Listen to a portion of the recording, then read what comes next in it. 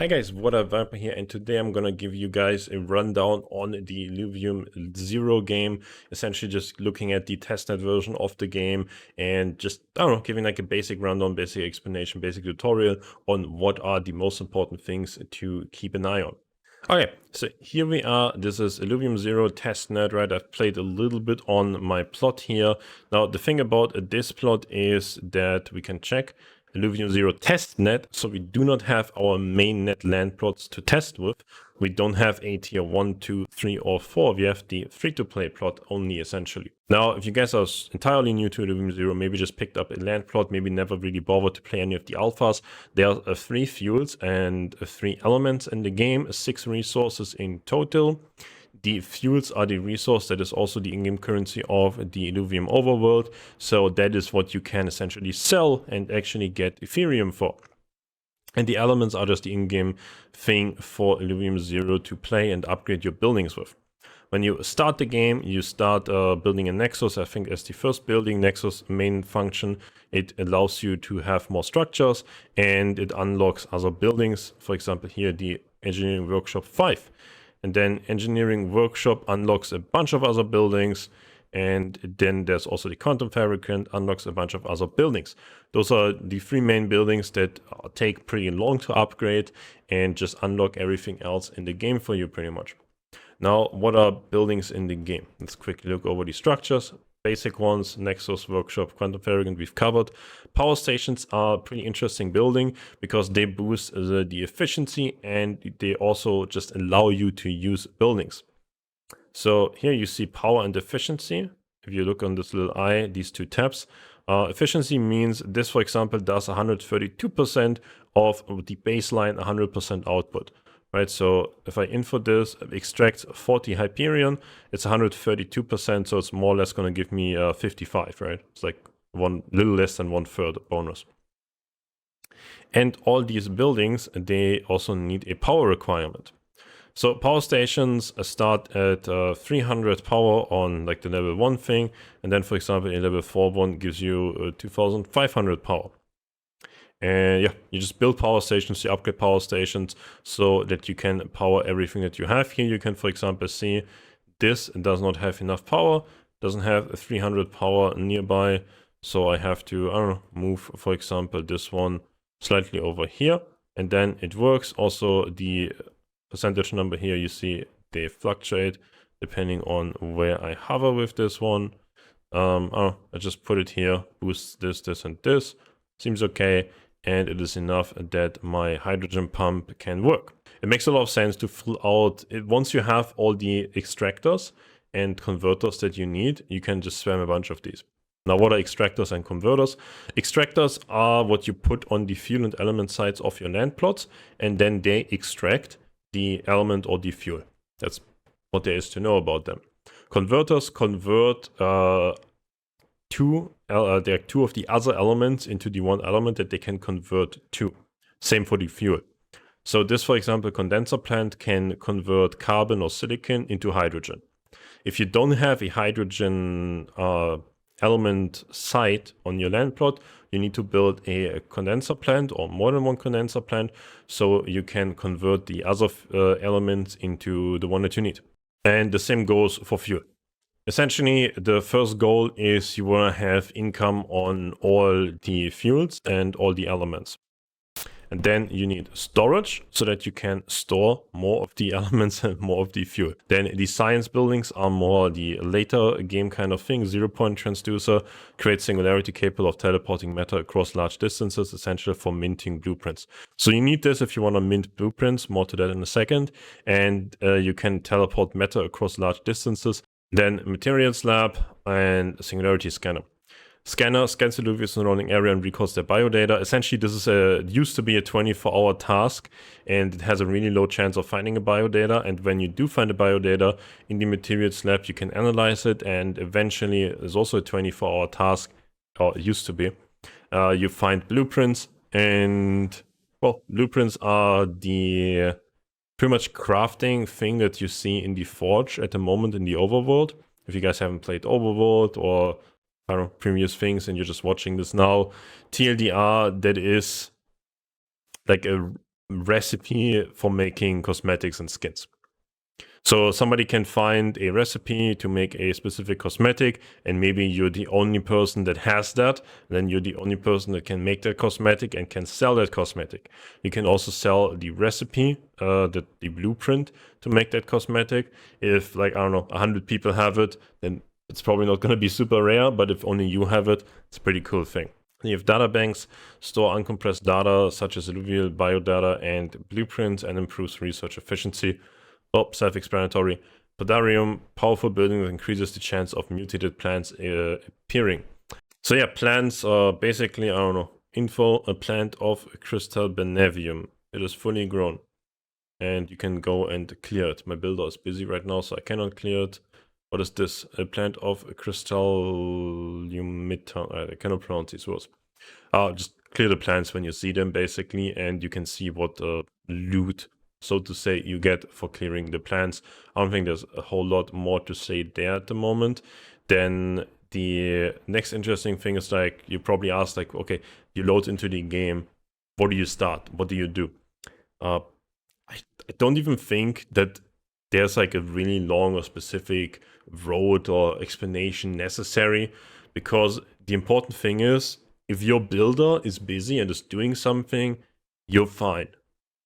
Essentially, you need income on all of the resources, you need storage for all of the resources, and you have your Nexus workshop and quantum fabricant that you eventually need to upgrade, and you need to upgrade all of this eventually anyway. So as long as your builder is doing something, you're probably fine. The things that you might, I don't know, forget on, or like some tips to give, I guess. Something, for example, if your storage is really empty, that's a good time to go and upgrade something like your Nexus, because Nexus upgrades, they take a lot of time. Like mine is 5 right now. If I want to upgrade to 6, it's 24 hours. If my storage is empty in that 24 hours, I can just fill up my storage by collecting a bunch of elements, and then I can go and make a bunch of buildings that have maybe a lower time to build, but need a lot of resources to be built later on, right? Just empty your things and go and upgrade the big thing again. Maybe before you do those big upgrades, try to upgrade your storage things to a level where you know that within, I don't know, for example, this, right, 24 hours, and I know that this takes 1 hour and gives me 123k. So I would know in 24 hours I can get 24 times this. Well, that means if I just don't sleep that day, so maybe it's more realistic to say 16 times. Maybe if I live a day and I don't click it on the second on the timer that I set myself, maybe 12 times this much, right? 12 times this much, like roughly 1.5 mil. Do I have 1.5 mil storage right now? I only have a little less than 1 mil storage, so maybe I would want to upgrade another storage thing before I commit to the 24-hour upgrade, and then I don't waste any of the resource. As like a tip that I can give you there. Here, for example, my builder is currently locked on doing this, and I didn't upgrade my hydrogen thing, so I'm wasting hydrogen. I still claim it because I get a level. I don't know, maybe getting a level is cool. Oh yeah, further, if you click on the level thing, you can see your biodata blueprints and the facts that you discover here. I think facts are pretty much just like a lore thing, but they also boost the chance for getting biodata, as far as I understood from the previous alpha versions of the game. And then I guess the last relevant thing is these speed up coin thingies, right? So you can see here, for example, currently they are always worth 10 minutes, but it's like rounded down. So if you're 11 minutes needed, you're gonna need to spend 2 coins. If it's 61 minutes needed, it's 7 coins, right? So that's how they work. And you can spend 120 of them to buy another builder, right? Well, because I'm recording this on PC, I cannot buy any credits here. I need to go into iOS or what is it? Android store. Is it gonna be worth to buy another builder or not? I don't know. I don't know the price on them yet, so it's hard for me to comment on that. Basically, the relevant thing to understand here maybe is that if you go from 1 to 2, that's a 100% increase, right? You 2 times as fast. If you go from 2 to 3, that's only a 50% further increase. So the first builder is far more valuable than the second builder that you can buy.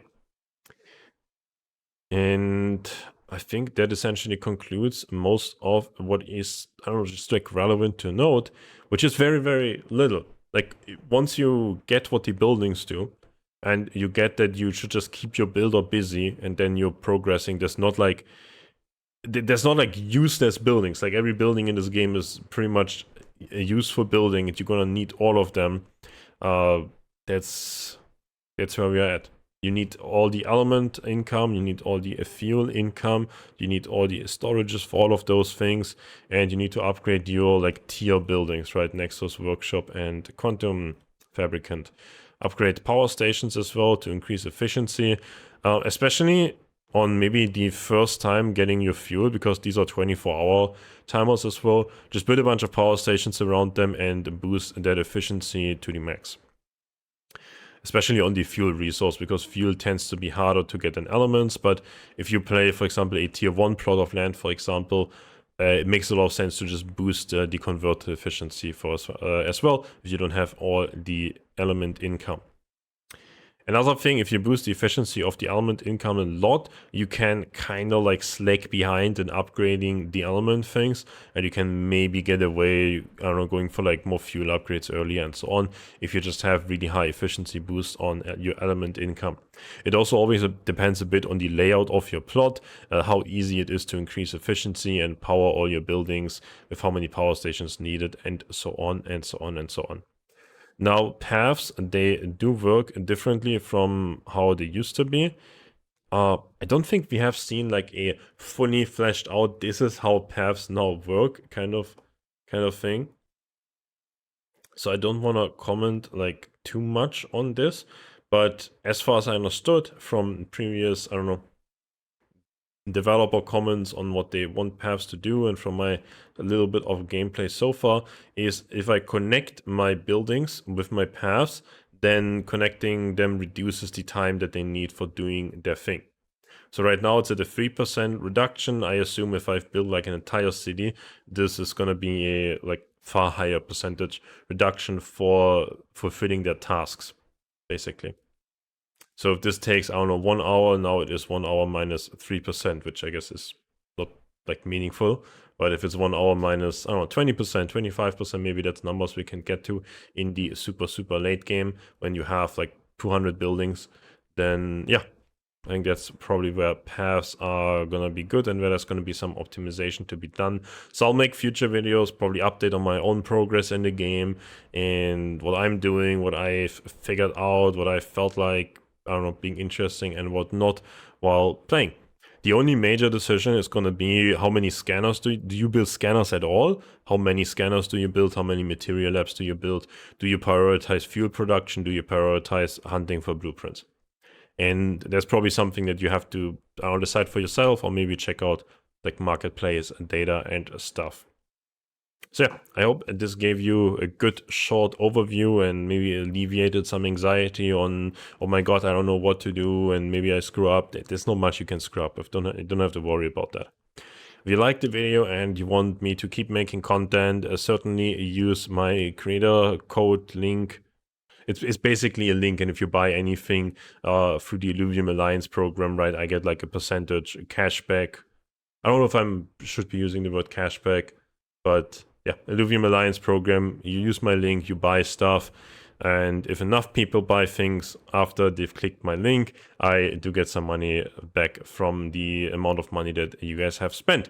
So I would appreciate if you guys are spending money in the game, click my link essentially before doing that, and hope this helped you guys. Have fun, good luck in the future of Illuvium Zero. Hope you guys find rare hollows in the overworld, and see you guys in the next one.